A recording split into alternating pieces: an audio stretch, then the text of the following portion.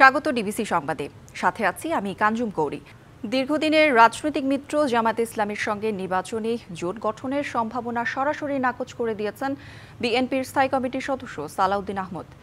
সংবাদ সংস্থা ইউএনবিকে দেয়া এক সাক্ষাৎকারে এনসিপির সাথে আলোচনার দরজা খোলা রয়েছে বলেও জানান তিনি। বলেন, অতীতে কৌশলগত কারণে জামায়াতের সাথে জোট করা হলেও বর্তমানে দলটির সাথে জোটের সম্ভাবনা বা প্রয়োজন দেখছেন না। আর এনসিপির সাথে জোট গঠনের সম্ভাব্যতা নিয়ে তিনি বলেন, তফসিল ঘোষণার আগে কি হয় তা সময় বলে দেবে। ঐকমত্য কমিশনের আলোচনা প্রসঙ্গে সালাউদ্দিন আহমদ বলেন, এই আলোচনা অপ্রয়োজনীয়ভাবে দীর্ঘায়িত হচ্ছে। কমিশনের বৈঠক পরিচালনায় কিছু ঘাটতি রয়েছে বলে অভিযোগও করেন বিএনপি নেতা সালাউদ্দিন আহমদ।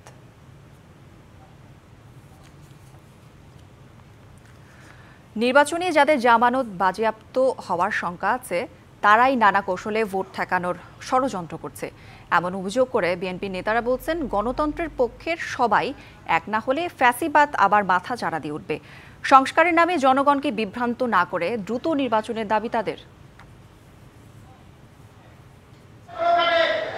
2011 সালে সংসদ ভবনের সামনে তৎকালীন বিরোধী দলীয় চিফ হুইপ জয়নুল আবদিন ফারুক সহ বিএনপি নেতাকর্মীদের মারধরে জড়িতদের বিচার দাবিতে জাতীয় প্রেস ক্লাবে এই প্রতিবাদ সভা। এতে অংশ নিয়ে বিএনপি নেতারা বলেন, গণতন্ত্র প্রতিষ্ঠা ছাড়া দেশের স্বৈরতন্ত্র ঠেকানো সম্ভব নয়। দেশের স্বার্থে সংযত হতে হবে রাজনৈতিক দলগুলোকে। দয়া করে একটু সংযত হন, গণতন্ত্রের স্বার্থে, সর্বদলীয় মতামতকে গ্রাহ্য করার স্বার্থে এবং জাতীয় একটা নতুন রাজনৈতিক বন্দোবস্তের দিকে আমরা যখন যাচ্ছি, সেইটাকে দয়া করে কেউ বাধাগ্রস্ত করবেন না। কারা 2টা না 3টা সিট পাবে অথবা জামানত বাজেয়াপ্ত হয়ে দেশ ছাড়া হবে, এটা নির্বাচন ছাড়া তো বোঝা যাবে না। কায়দা কৌশল করে সংস্কারের নামে, বিচারের নামে আরো কি সব ফেতনা বিষয় সামনে এনে নির্বাচনটা কিভাবে ঠেকানো যায় সেই বিবেচনায় সামনে এনেছে। এদিকে নয়াপল্টনে দলের কেন্দ্রীয় কার্যালয়ের সামনে এক দোয়া মাহফিলে বিএনপি সিনিয়র যুগ্ম মহাসচিব রুহুল কবির রিজভী অভিযোগ করেন, সংস্কারের নামে জনগণের মধ্যে বিভ্রান্তি ছড়ানো হচ্ছে। বলেন, প্রয়োজনীয় সংস্কার শেষে নির্বাচন চায় বিএনপি। সংস্কার হচ্ছে এটি একটি গতিশীল ব্যাপার। আবার সমাজ এবং রাষ্ট্রে যখন যেটা প্রয়োজন মনে হবে গণতন্ত্রের স্বার্থে, রাষ্ট্রের স্বার্থে, জনগণের স্বার্থে, তখনই সংস্কার করে সেই আইন প্রণয়ন হবে। এটাই তো গণতান্ত্রিক সংবিধানের নিয়ম। কিন্তু ওটাকে মূলনীতির মধ্যে নিতে হবে, আগে সংস্কার ইত্যাদি ইত্যাদি কথা বলে এটা তো বিভ্রান্তি দিচ্ছে। এখনো ফ্যাসিবাদের দোসররা রাষ্ট্রের গুরুত্বপূর্ণ দায়িত্বে আছেন। দ্রুত কার্যকর ব্যবস্থা না নিলে তারা আবারও ফুঁসে উঠবে বলে মন্তব্য করেন রুহুল কবির রিজভী। সাব্বির রোজ, ডিবিসি নিউজ, ঢাকা। রাজনৈতিক দলগুলোর মধ্যে ঐকমত্য হলে 5ই আগস্ট জুলাই ঘোষণাপত্র দেওয়ার পরিকল্পনা করছে সরকার। একথা জানিয়েছেন স্থানীয় সরকার উপদেষ্টা আসিফ মাহমুদ। কুমিল্লা জেলা আইনজীবী সমিতির নতুন ভবন উদ্বোধন উপলক্ষে মতবিনিময় সভায় সাংবাদিকদের প্রশ্নের জবাবে তিনি কথা বলেন। এ সময় উপদেষ্টা বলেন, জুলাই ঘোষণাপত্র নিয়ে কাজ চলছে। আগে রাজনৈতিক দলগুলো থেকে প্রস্তাবনা নেওয়া হয়েছিল, তারা তাদের মতো করে ঘোষণাপত্রের কপি সরকারকে দিয়েছে। এখন আবারও কার্যক্রম চলমান আছে। এর আগে বিকেলে কুমিল্লা বিশ্ববিদ্যালয়ের উন্মুক্ত মঞ্চে গণঅভ্যুত্থানে ছাত্র জনতার প্রথম প্রতিরোধ দিবস 11 জুলাই শীর্ষক স্মৃতির মিনার অনুষ্ঠানে বক্তব্য রাখেন উপদেষ্টা আসিফ।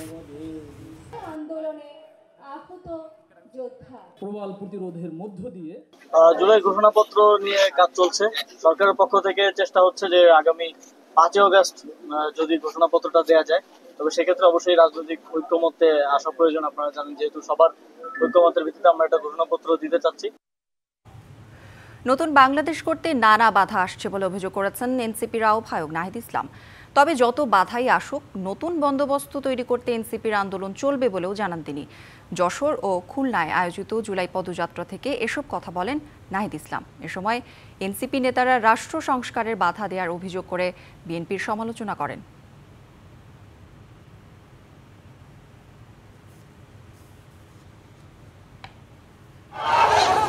শুক্রবার জাতীয় নাগরিক পার্টির দেশ গড়তে জুলাই পদযাত্রা ছিল যশোর ও খুলনায়।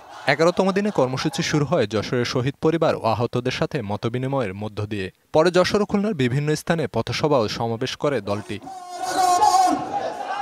এ সময় এনসিপির দক্ষিণাঞ্চলের মুখ্য সংগঠক হাসনাত আবদুল্লাহ ফ্যাসিজম ফেরানোর ছক আঁকা হচ্ছে অভিযোগ করে বিএনপি নেতাদের সমালোচনা করেন। আমরা অবশ্যই নির্বাচন চাই এবং নির্বাচন হইতেই হবে, বরং আমরা দেখতে পাচ্ছি নির্বাচন ঠেকানোর জন্য আরও অন্যান্য রাজনৈতিক দল এখন ঐক্যবদ্ধ হচ্ছে।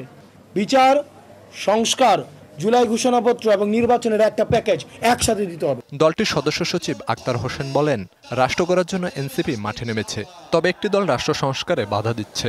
আমরা যখন বাংলাদেশের সংস্কারের কথা বলছি, তারা তখন শুধু নির্বাচনের কথা বলছে। সংস্কারের আলাপ যদি আপনারা টেবিলের আলোচনায় সম্মত না হন, বাংলাদেশের মানুষ জুলাই অভ্যুত্থানে যেভাবে রাজপথে নেমে এসেছিল, সংস্কারের দাবিতে তারা রাজপথে নেমে আসবে ইনশাআল্লাহ। দলের আহ্বায়ক নাহিদ ইসলাম বলেন, জুলাই অভ্যুত্থান নতুন বাংলাদেশের শুরু। যত বাধাই আসুক, পুরনো ব্যবস্থা ভেঙে নতুন রাজনৈতিক বন্দোবস্ত চালুতে আন্দোলন অব্যাহত থাকবে। নতুন বাংলাদেশ বিনির্মাণে কয়েকটি দল থেকে বাধা দেওয়া হচ্ছে বলেও অভিযোগ করেন তিনি।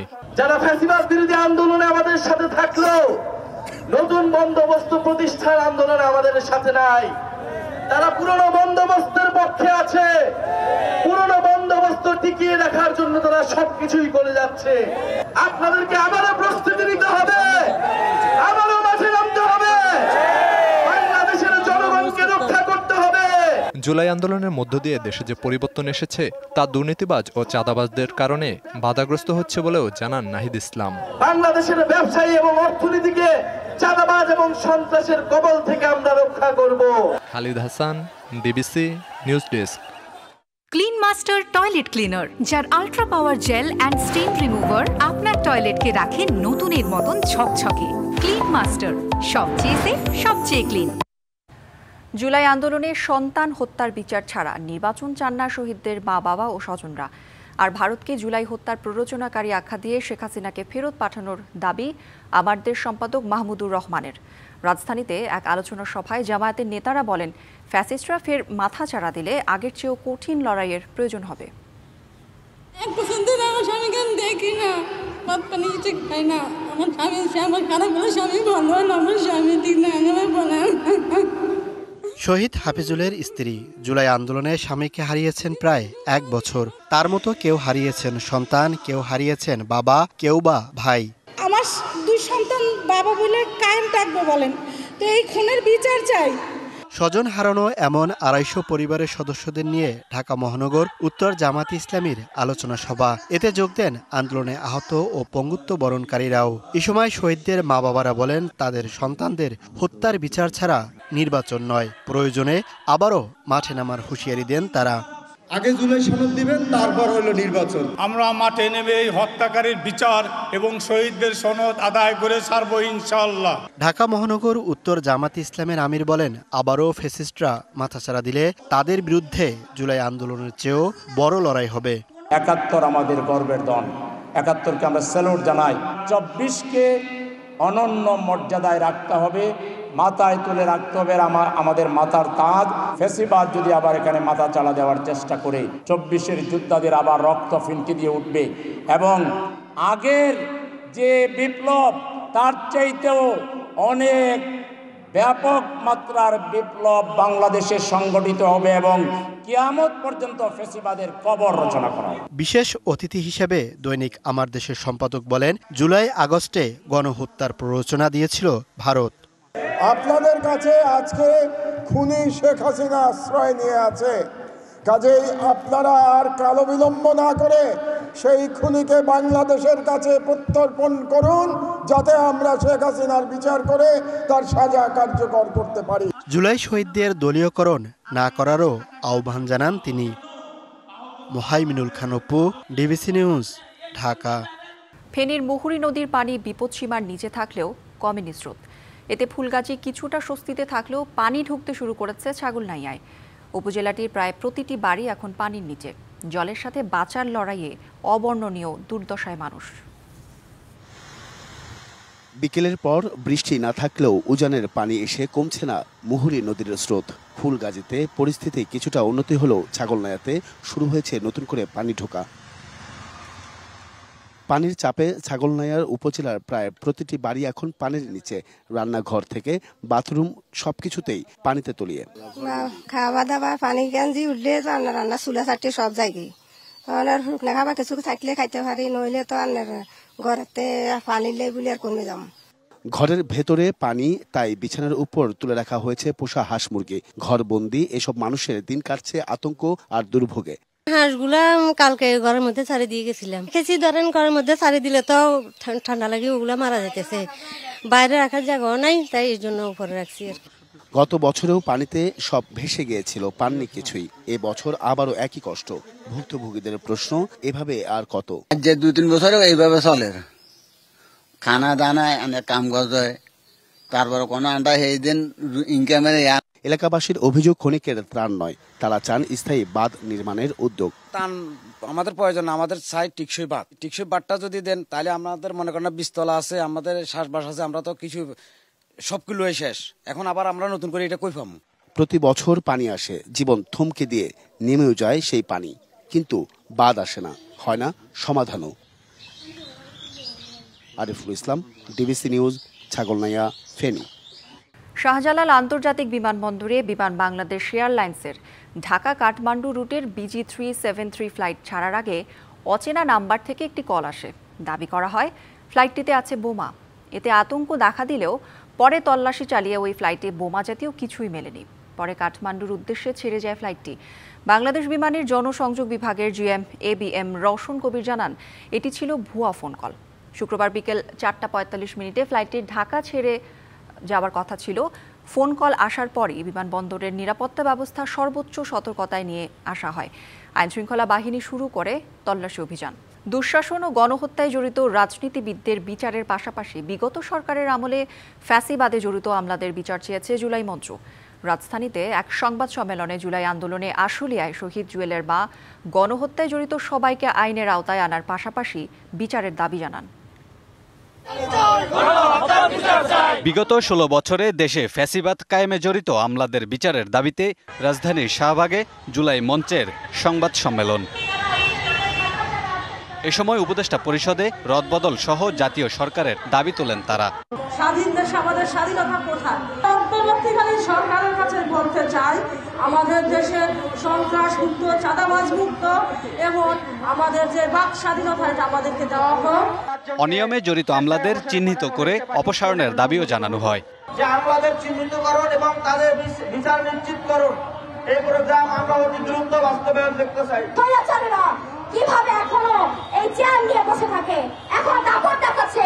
আশুলিয়ায় হত্যার পর ট্রাকে আগুন দিয়ে মরদেহ পোড়ানো শহীদ সজলের মা জুলাইয়ের গণহত্যার বিচার চান। এ সময় 4 দফা ঘোষণা দেন তিনি। আমার সন্তানদের যেভাবে মেরেছে, আমি মা হিসেবে সহ্য করতে পারি না, ধৈর্য ধারণ করতে পারি না। যে সন্তানকে আগুনে পুড়াইছে, কত যে আমার সন্তান লাফাইছে, কত যে দাপাইছে, কত না চিৎকার করেছে, আমাকে কেউ বাঁচা। এসব দাবি পূরণ না হলে কঠোর কর্মসূচির হুঁশিয়ারি দেন জুলাই মঞ্চের নেতৃবৃন্দ। 20 তারিখ পর্যন্ত আমাদের যে ডেডলাইন ছিল তার ভিতরে অবশ্যই জুলাই সনদ ঘোষণা করতে হবে। প্রত্যেকে আবার সংগঠিত হন, আমরা ইনশাল্লাহ এই জুলাই বিপ্লবের যে মূল চেতনা তা বাস্তবায়ন করব। সংবাদ সম্মেলনের পর শুক্রবার সন্ধ্যায় মিছিল বের করে জুলাই মঞ্চ। Kamrul Hasan, DBC news, Dhaka. এবার ফিরে দেখা জুলাই গণ অভ্যুত্থান। ছাত্র জনতার আন্দোলনে স্বতঃস্ফূর্তভাবে অংশ নিয়েছিলেন বিভিন্ন শ্রেণী পেশার অনেকেই, কিন্তু জুলাই গণ অভ্যুত্থান পরবর্তী গড়ে ওঠা বিভিন্ন সাংগঠনিক কার্যক্রম থেকে নিজেদের গুটিয়ে নিয়েছেন তাদের অনেকে। নানা ইস্যুতে হতাশা, মতভেদ এবং প্রত্যাশা প্রাপ্তির বিস্তর ফারাক থাকায় সরে গেলেন তারা। অভিযোগ আর অনুযোগের সুরে তাদের অনেকে বলছেন, আন্দোলনের কৃতিত্ব নেয়াই কারো কারো কাছে মুখ্য। 2024 সালের জুলাইয়ের কোটাবিরোধী আন্দোলনে স্বতঃস্ফূর্তভাবে অংশ নেয় সর্বস্তরের মানুষ। গড়ে ওঠে স্বৈরাচার বিরোধী জাতীয় ঐক্য। রাজনৈতিক দল, সংস্কৃতিকর্মী, বুদ্ধিজীবী, আইনজীবী, শ্রমজীবী সহ বিভিন্ন শ্রেণী পেশার মানুষের সমন্বয়ে গড়ে ওঠা এই আন্দোলনে অবশেষে আসে চূড়ান্ত বিজয়। আওয়ামী লীগ সরকার বিদায়ের পর আবার দরজায় কড়া নাড়ছে 36 জুলাই, কিন্তু বছর না ঘুরতেই আন্দোলনের কৃতিত্বের দাবিদার হয়ে উঠেছেন হাতে গোনা কয়েকজন। ফলে আক্ষেপ আর দীর্ঘশ্বাস নিয়ে নিজেদের এখন গুটিয়ে নিয়েছেন অনেকেই। তাদের অনেকে বলছেন, অভ্যুত্থানের 1 বছরের মধ্যেই নানামুখী অর্থহীন সমীকরণে সে সময়ে প্রথম সারিতে থাকা বেসরকারি বিশ্ববিদ্যালয়ের শিক্ষার্থী নয়, আন্দোলনে আহতরাও যেন এখন গুরুত্বহীন। এ যেন আন্দোলনের কৃতিত্ব দখলের অসুস্থ প্রতিযোগিতা। আন্দোলনে সক্রিয় অংশ নেয়া ছাত্রদলের নেতাকর্মীরা বলছেন, শুধু ৩৬ দিনের আন্দোলনেই ১৫ বছরের ফ্যাসিস্ট আওয়ামী লীগ সরকারের পতন হয়নি, যার পিছনে নিয়ামক শক্তি হিসেবে কাজ করেছে পাহাড়সম মামলায় জর্জরিত বিএনপির দীর্ঘদিনের আন্দোলন ও আত্মত্যাগ। সকল দল সকল মত একটা দাবিতেই এক ছিল, যেটা শেষ মুহূর্তে যেটা যে এক দফা শেখ হাসিনার পতন, সেইটা যখন অর্জন হয়ে গেল তারপর থেকে আসলে নানান দলের নানান আদর্শের নানান পথের রাজনীতি। আমরা কি করেছি কি করেছি না, এই যে যখন যুক্তি তর্ক সামনে আসলো তখনই কিন্তু আমাদের যে ঐক্যতে ফাটল ধরলো এবং জুলাই আগস্টের যে অভ্যুত্থানের স্পিরিট, সেই অভ্যুত্থানের স্পিরিট আস্তে আস্তে প্রশ্নবিদ্ধ হওয়া শুরু করলো। বৈষম্য বিরোধী ছাত্র আন্দোলনের ব্যানারে যারা সমন্বয়ক বা আন্দোলনে নেতৃত্ব দিয়েছেন তারাও এখন আশাহত। সর্বশেষ মুখ ফিরিয়ে নিয়েছেন প্ল্যাটফর্মটির মুখপাত্র উমামা ফাতেমা। তার পথে হেঁটেছেন আরো অনেকেই। অভ্যুত্থানের একটা বিপুল পরিমাণ জনগোষ্ঠী তাদের এক ধরনের একটা সংস্কার এবং দেশের যে একটা রাজনৈতিক রূপান্তরের আকাঙ্ক্ষা গঠিত হয়েছিল, সেই আকাঙ্ক্ষাটার কিন্তু প্রতিফলন আমরা বর্তমান রাষ্ট্র কাঠামোটার মধ্যে দেখি নাই। জুলাই গণঅভ্যুত্থানের যারা অংশীদারিত্ব ছিল তাদেরকে রাজনৈতিক দলগুলোর পাশাপাশি তাদের একটা মতামত রাখার কিন্তু আসলে সেই ব্যবস্থাটা করা হয়নি। শিক্ষার্থীদের মতামতের চাইতে বেশি রাজনৈতিক দলগুলোর মতামতকে প্রাধান্য বেশি দেওয়া হচ্ছে। আন্দোলনে সক্রিয় অংশ নেওয়াদের অনেকের অভিযোগ, বৈষম্য বিরোধী ছাত্র আন্দোলনের প্ল্যাটফর্ম ব্যবহার করে কেউ কেউ চাঁদাবাজি করছে, নিচ্ছেন অনৈতিক সুবিধাও। বৈষম্য বিরোধী ছাত্র আন্দোলনের সাথে সংশ্লিষ্টরা বিভিন্ন ধরনের টেন্ডারবাজি, দুর্নীতি, তারপরে নিয়োগ বাণিজ্য ইত্যাদি অপকর্ম দুর্নীতির সাথে জড়িয়েছে। তো সেই জায়গা থেকে কিছু মানুষের হতাশার জায়গা তৈরি হয়েছে। গণ অভ্যুত্থানের যে স্মৃতি বিজড়িত প্ল্যাটফর্ম, এটিকে হচ্ছে একটি নির্দিষ্ট গোষ্ঠী যারা হচ্ছে কুক্ষিগত করেছে, অনেকে স্বেচ্ছায় এই জায়গাটা থেকে সরে গেছে। বিপ্লবের সময় দেখলাম যে সবাই একটা ব্যানারের আন্ডারেই ছিলাম কিন্তু, তাই না? কিন্তু এখন মনে হচ্ছে যে অনেকটা স্বার্থ জায়গা থেকে মনে আমরা সরে এসেছি। এই আন্দোলনে স্বতঃস্ফূর্তভাবে অংশ নেয় সংস্কৃত কর্মী, বুদ্ধিজীবী, শিক্ষক, আইনজীবী, নারী, শিশুসহ বিভিন্ন শ্রেণী পেশার মানুষ। তাদের কেউ কেউ বলছেন, নতুন বাংলাদেশের সামনে আকাশ ছোঁয়া সম্ভাবনা ক্রমেই ফিকে হয়ে আসছে। একটি নিরাপদ বাংলাদেশের প্রত্যয় নিয়ে যে গণঅভ্যুত্থান পরবর্তী এক বছরে সেই নিরাপদ বাংলাদেশ আমরা প্রতিষ্ঠা করতে পারিনি।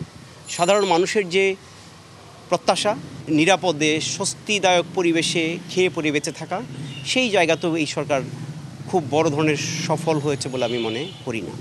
গণঅভ্যুত্থান পরবর্তী সময়ে যেই রাজনীতিটা হয়েছে তার মধ্যে দিয়ে সেই গণঅভ্যুত্থানের অভূতপূর্ব ঐক্যটা বিনষ্ট করে দেওয়া হয়েছে। তাদের অনেকে এও বলছেন, জুলাই বিপ্লব বেহাত হলে আবারও মাথাচাড়া দিয়ে উঠতে পারে ফ্যাসিবাদ। Farhaduzzaman, DBC news, Dhaka.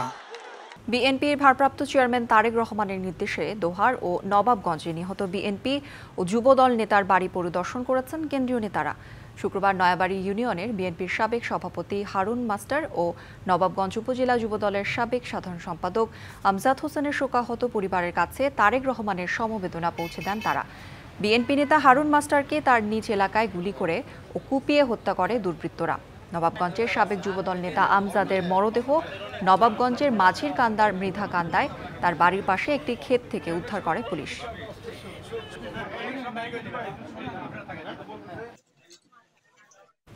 পাবনার সুজানগরে মোবাইলে কথা বলাকে ঘিরে বিএনপির দুই গ্রুপের সংঘর্ষ ও গোলাগুলিতে ১৫ জন আহতের ঘটনায় গুরুতর আহত উপজেলা বিএনপির সদস্য সচিব শেখ আব্দুর রৌফ সহ ১০ নেতাকে বহিষ্কার করা হয়েছে। বিএনপির ভারপ্রাপ্ত চেয়ারম্যান তারেক রহমানের নির্দেশে এই সাংগঠনিক ব্যবস্থা নেওয়া হয়। বৃহস্পতিবার রাতে বিএনপির যুগ্ম মহাসচিব অ্যাডভোকেট রুহুল কবির রিজভী স্বাক্ষরিত এক প্রেস বিজ্ঞপ্তিতে ওই ১০ জনকে বহিষ্কার করা হয়। এতে বলা হয়, সুজানগরের রক্তাক্ত সংঘাতের ঘটনায় জড়িত থাকার অভিযোগে এসব নেতাকর্মীকে বিএনপির প্রাথমিক সদস্যসহ সব পর্যায়ের পদ থেকে বহিষ্কার করা হয়েছে। বিএনপির ভারপ্রাপ্ত চেয়ারম্যানের দৃষ্টিগোচর হয়েছে এবং তিনি তাৎক্ষণিকভাবে তদন্ত করে অপরাধীদের বিরুদ্ধে সাংগঠনিক ব্যবস্থা নিয়েছেন, যা ইতিমধ্যে তাদের বহিষ্কার করে সাংগঠনিক ব্যবস্থা কার্যকর করা হয়েছে। নেত্রকোনার বারহাট্টা উপজেলায় রাষ্ট্র কাঠামো সংস্কারে বিএনপির ভারপ্রাপ্ত চেয়ারম্যান তারেক রহমানের ঘোষিত ৩১ দফা সম্বলিত লিফলেট বিতরণ ও আলোচনা সভা অনুষ্ঠিত হয়েছে। শুক্রবার বিকেলে উপজেলার গেরুয়া, চিরাম, নৈহাটি ও মনাশ বাজারে লিফলেট বিতরণ ও জনসংযোগ করেন বিএনপির সহ ধর্ম বিষয়ক সম্পাদক এটিএম আব্দুল বারী ডানি। এ সময় স্থানীয় বিএনপি ও অঙ্গ সহযোগী সংগঠনের নেতাকর্মীরা উপস্থিত ছিলেন। পরে স্থানীয় নৈহাটি বাজারে আলোচনা সভা হয়। এ সময় এটিএম আব্দুল বারী ডানি বলেন, তারেক রহমানের ঘোষিত ৩১ দফা বাস্তবায়ন হলে রাষ্ট্রে আর ফ্যাসিবাদের উত্থান ঘটবে না এবং বাংলাদেশ একটি কল্যাণমুখী রাষ্ট্রে পরিণত হবে। ঢাকা বিশ্ববিদ্যালয়ের টিএসসি প্রাঙ্গণ মুখর ছিল উচ্ছ্বাস আর আনন্দে। প্রতি বছরের ন্যায় গণযোগাযোগ ও সাংবাদিকতা বিভাগের প্রাক্তন ও বর্তমান শিক্ষার্থীরা অংশ নিয়েছেন যোগাযোগ উৎসব ২০২৫-এ। দিনব্যাপী অনুষ্ঠানটির আয়োজন করে গণযোগাযোগ ও সাংবাদিকতা অ্যালামনাই অ্যাসোসিয়েশন। দীর্ঘদিন পর সহপাঠীদের সঙ্গে দেখা, প্রিয় শিক্ষক শিক্ষিকাদের স্মৃতিচারণ আর হারিয়ে যাওয়া ক্যাম্পাস জীবনের গল্প যেন মিলিয়ে যায় এক অভিন্ন উৎসবে। পুনর্মিলনীতে ছিল নানা আয়োজন। বিকেল গড়াতেই মঞ্চ দখলে নেয় ব্যান্ড দলগুলো। সুরে সুরে তারা মাতিয়ে তোলে পুরো টিএসসি চত্বর। ছিল রাফেল র পুরস্কার আর প্রীতিভোজ।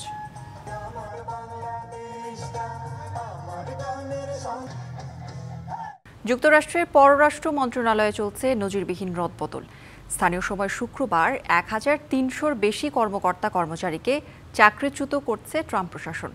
এমনটাই জানিয়েছে মার্কিন সংবাদ মাধ্যম সিএনএন। যুক্তরাষ্ট্রের পররাষ্ট্র মন্ত্রণালয়ে চলছে ইতিহাসের অন্যতম বড় ছাঁটাই। এই উদ্যোগের অংশ হিসেবে শুক্রবার ছাঁটাই করা হচ্ছে ১৩০০-এর বেশি কর্মকর্তা কর্মচারীকে, যাদের মধ্যে রয়েছে ১১৬৭ জন সিভিল সার্ভিস কর্মী এবং ২৪৬ জন ফরেন সার্ভিস কর্মকর্তা। বিষয়টি নিশ্চিত করেছে সিএনএন।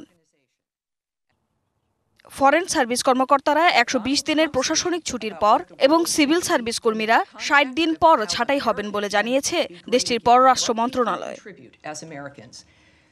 এদিকে ট্রাম্প প্রশাসনের এমন পদক্ষেপকে সরকারি কাঠামোকে ছোট ও কার্যকর করে তোলার বড়সড় পরিকল্পনার অংশ বলছে প্রশাসন। এর মধ্য দিয়ে রদবদল হবে অপ্রয়োজনীয় পুনরাবৃত্তি ও অকেজো বিভাগগুলো। এই ছাঁটাই নিয়ে উদ্বেগ ছড়িয়েছে কূটনৈতিক অঙ্গনে। পররাষ্ট্র মন্ত্রণালয়ের এই পরিবর্তন আন্তর্জাতিক কূটনৈতিক অঙ্গনে এবং যুক্তরাষ্ট্রের প্রশাসনিক কাঠামোয় দীর্ঘমেয়াদী প্রভাব ফেলতে পারে বলে মনে করছেন বিশ্লেষকরা। Tumpa Tarafdar, DBC news desk. DBC সংবাদে এই ছিল এখনকার মতো। ডিবিসি নিউজের সংবাদগুলো পড়তে ভিজিট করুন dbcnews.tv আর ভিজিট করুন ডিবিসির ফেসবুক পেজ এবং ইউটিউব চ্যানেল। ডিবিসির সঙ্গেই থাকুন।